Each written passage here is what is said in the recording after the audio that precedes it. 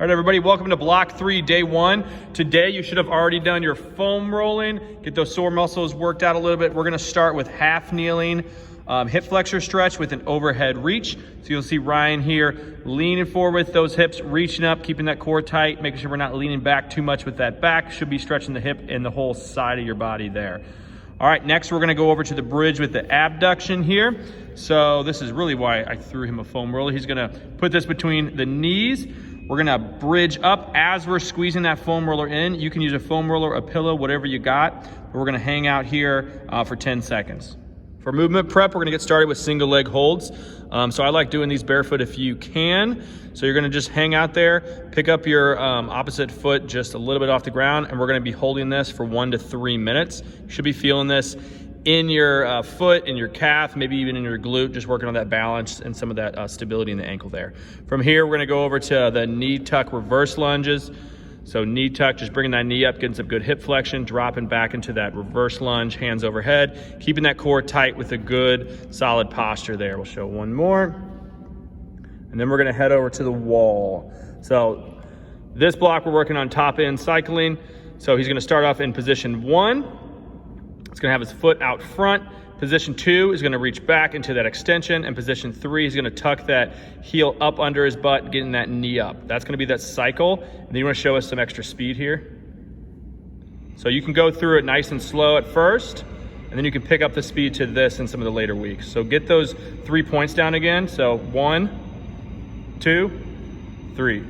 All right, from there, we're gonna go marching and skipping. So just the standard marching and skipping we've been doing, working on good posture here, shoulders back, foot striking right underneath the hips. We'll just go 5 yards. And then we're gonna switch to skipping. So same skipping we've been doing, getting that rhythm down, driving that knee up, working on that arm swing and posture. And for plyos today, we're gonna get started with our alternating foot pogos. So for these, just think about jumping rope, being quick off the ground. Notice he's not getting too much height. We're really just working on some ankle stiffness here, trying to get the body loosened up for some of these later jumps. Next, we're doing counter movement jumps. So we've done these a bunch, throwing those arms down, throwing them up, sticking that landing, having those knees out during that landing, chest up. Good, solid landing there. Next, we're doing double contact jumps. So for these, you're gonna see he's gonna come off the ground, then touch the ground and go straight up. So instead of driving straight into the ground, he's gonna bring his feet up and off and then back down. Let's get one more. It's like you're getting the rug pulled out from underneath you. Good, sticking those landings. And then finally, we're gonna do 45-degree bounds. So for these, we're just reaching out in a 45-degree angle, almost like those skater. Good, bring it back too. And then bringing it back from this angle. So jumping out 45-degree angles from one foot to the other, getting that knee up. And I want you to focus on getting some good distance here forward and side to side. And for complex 1 today, we're gonna start off with squats. So grab some weight or some bands. He's just taking this down to a regular squats. Good speed here, knees out, keeping that chest up. I want the crease of the hip to get down to your knees as far as depth goes. Next, he's taking that into squat to press. So squat, pressing those weights straight up overhead now. Same squat position. And those weights should go straight up over your ears, not too far back, not too far forward. All right, you can go ahead and set that down. Next, we're doing bear crawls just forward. So Ryan's gonna show us just about 5 yards here. For the bear crawls, getting those toes tucked under, those knees right underneath your hips, and it's nice short steps. So it's gonna be opposite arm, opposite leg. Think about having that cup of water on your back so we're not dropping those hips from side to side. All right, finally, he's gonna go into the alternating toe touch.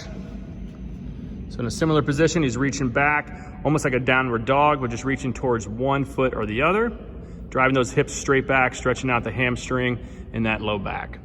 All right, and for the strength, the time strength today, we're gonna start off with hand release push-ups for 30 seconds. So he's going all the way down, keeping that core tight. Notice his hands come up off the ground, so that way we know you're at a static position at the bottom and make him a little more challenging. 30 straight seconds. If you need to put some weight or add some bands, you can. Next, we're going over to walking lunges. So these are gonna be back-to-back in a circuit formation.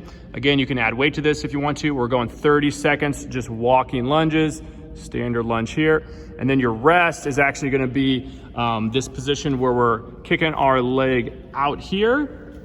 We're gonna internally and externally rotate that right leg. So you can notice his left toes in the ground. He's sitting back and his right foot is straight, rotating that hip out and in, just trying to kind of feel what's tight right there. We'll get 5 on each side. That'll be your rest. Once you're done with that, head straight back into the hand release push-ups and walking lunges again. For our energy systems work today, we're going to be in that green zone, and how we're going to go through our shuttle runs, 300 yards in particular. Now, if you have access to 60-yard intervals, that's what I would recommend as you go through, but 40 yards or 50 yards or whatever you have at your disposal will work. When you are done with your shuttle run, you are going to hop down into a plank or pillar bridge position for the same time duration that it took you to run that shuttle. Overall, you will have 4 total rounds on the day.